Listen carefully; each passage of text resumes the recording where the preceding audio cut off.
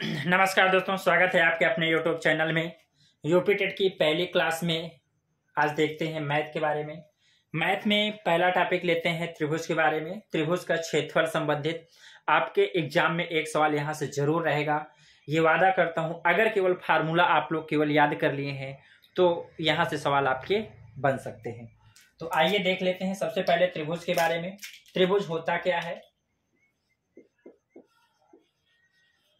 त्रिभुज, त्रिभुज का मतलब होता है, त्रि का मतलब तीन और भुज का मतलब भुजा, अर्थात तीन भुजाओं से बनी हुई आकृति को त्रिभुज कहते हैं। तीन भुजाओं से बनी हुई आकृति को त्रिभुज कहते हैं। ठीक है। इसके बाद आप ये ध्यान दीजिएगा कि त्रिभुज के प्रकार देखेंगे। अगर प्रकार के बारे में देखेंगे, प्रकार में तो त्रिभुज आपके कैसे होते हैं? समबाहु त्रिभुज, समबाहु त्रिभुज। दूसरा होता है समद्विबाहु त्रिभुज, समद्विबाहु त्रिभुज। और तीसरा होता है विषमबाहु त्रिभुज, विषमबाहु त्रिभुज, विषमबाहु त्रिभुज। समबाहु त्रिभुज में क्या होता है? जैसे मान लीजिएगा ये हमने एक क्या बना दिया, त्रिभुज बना दिया। ए लिया, बी लिया, सी लिया। इसकी सभी भुजाएं अगर बराबर है तो ये कौन सा त्रिभुज है? समबाहु त्रिभुज है। अर्थात ये कह सकते हैं कि ए बी बराबर बी सी बराबर सी ए, यानी ए बी बराबर बी सी बराबर क्या होगा? सी ए। तो ये क्या कहलाएगा? समबाहु त्रिभुज। इसका प्रत्येक कोण क्या होता है? प्रत्येक कोण कितना होता है? 60 अंश होता है। प्रत्येक कोण कितना होता है? 60 अंश होता है। इसके बाद हम देखें समद्विबाहु त्रिभुज में, इसमें क्या होता है? जिसकी दो भुजाएं क्या होती? बराबर होती है। जैसे ए बी सी लिया तो इसमें क्या है? ए बी बराबर ए सी। केवल ये दोनों भुजाएं बराबर हैं, इसलिए ये क्या कहलाएगा? समबाहु त्रिभुज। अगर ये दोनों भुजाएं बराबर हैं तो ये दोनों कोण भी बराबर होंगे। तो कोण भी बराबर क्या होगा? कोण से। यानी समान भुजाओं के सम्मुख कोण भी क्या होते हैं? आपस में बराबर होते हैं। समान भुजाओं के सम्मुख कोण भी आपस में क्या होते हैं? बराबर होते हैं। इसके बाद हम देख लेते हैं विषमबाहु त्रिभुज। ऐसा त्रिभुज होगा जिसकी कोई भी भुजा बराबर नहीं हो, अर्थात A B does not equal B C does not equal C A, ये आपका आ जाता है। ठीक है दोस्तों, तो इनका ये तो त्रिभुज के बारे में हो गया। और एक चीज याद रखना, यहीं पे त्रिभुज के तीनों कोणों का योग 180 अंश होता है। त्रिभुज के तीनों कोणों का योग कितना होता है? 180 अंश होता है। ठीक है दोस्तों, इसके बाद हमें पढ़ना क्या है? पृष्ठीय क्षेत्रफल, यानी हमें क्षेत्रफल के बारे में जानना है।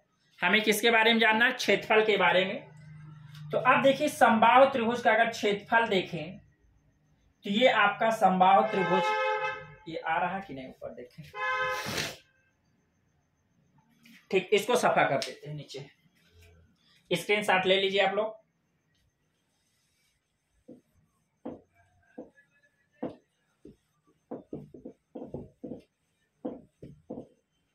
अब हमें क्षेत्रफल के बारे में देखना है। देखिए क्षेत्रफल, तो क्षेत्रफल आपका तीनों का देखेंगे। क्षेत्रफल किसका देखेंगे? तीनों का। पहला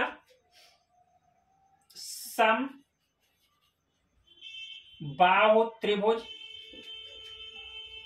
दूसरा क्या होगा? समद्विबाहु त्रिभुज, और अगला क्या होगा? समबाहु समद्विबाहु विषमबाहु त्रिभुज, विषमबाहु त्रिभुज, विषमबाहु। और एक और आ जाता है समकोण त्रिभुज, समकोण त्रिभुज। ठीक है, आई बात समझ में? तो अब ध्यान दीजिएगा यहां जैसे मैंने ये आपका बना दिया समबाहु त्रिभुज, ए मान लिया भुजा, ए मान लिया, ए मान लिया, क्योंकि सारी भुजाएं क्या है आपस में बराबर है। तो इसका जो क्षेत्रफल होगा वो क्षेत्रफल होता है √3/4 भुजा स्क्वायर। समबाहु त्रिभुज का जो क्षेत्रफल होता है वो √3/4 भुजा स्क्वायर होता है। अगर यहीं पे समद्विबाहु त्रिभुज की बात कर लिया जाए, अगर ये ए है, ये भी ए है, ये भी है, अर्थात दो भुजाएं क्या है आपकी बराबर है, ये दोनों भुजाएं बराबर है। तो इसके क्षेत्रफल की अगर बात करेंगे तो इसका क्षेत्रफल होता है b/4 √4a² - b²। क्या होता है b/4 4a² - b² होता है। ये समद्विबाहु त्रिभुज का क्षेत्रफल। विषम बाहु में क्या होता है, विषम बाहु में आपका है ए है, बी है, सी है, जो भुजाएं आपस में बराबर नहीं, अर्थात A does not equal B does not equal C, ये बराबर नहीं है। तो इसके लिए हीरोन का सूत्र लगाना पड़ता है। किसका? हीरोन का। तो हीरोन के सूत्र में सबसे पहले यश निकाला जाता है।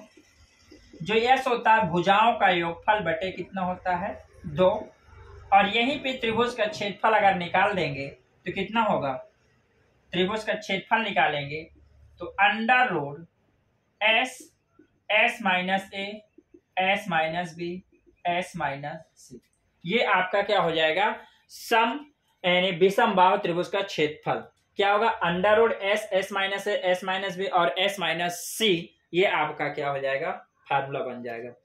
समकोण त्रिभुज में देख लेते हैं, ये आपका समकोण त्रिभुज होगा।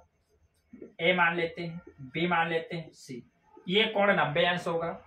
ठीक है, अब बताइए यहाँ पे ये लंब है और ये आधार है, बस इसमें यही दोनों चाहिए। तो इसका क्षेत्रफल जब निकालेंगे तो 1/2 आधार गुणते क्या होगा लंब, तो 1/2 रहेगा। आधार कितना है BC, आधार कितना है BC और लंब क्या है AB। ये आपके फार्मूला याद होने चाहिए। इसी प्रकार ये और एक बन सकता है इस रूप में भी, ये मान लीजिएगा A है, B है, C, इसकी लंब डाला है H हमको पता है और ये हमें क्या पता आधार पता है, तो भी त्रिभुज का क्षेत्रफल लगाएंगे 1/2 H/HB, क्या लगाएंगे HB।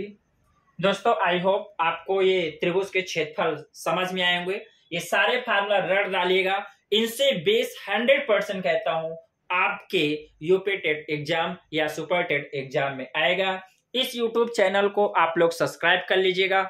इस YouTube चैनल के माध्यम से आपको वही पढ़ाया जाएगा, ओरिएंटेड पढ़ाया जाएगा जो आपके एग्जाम में आएगा। धन्यवाद दोस्तों, जय हिंद, जय भारत।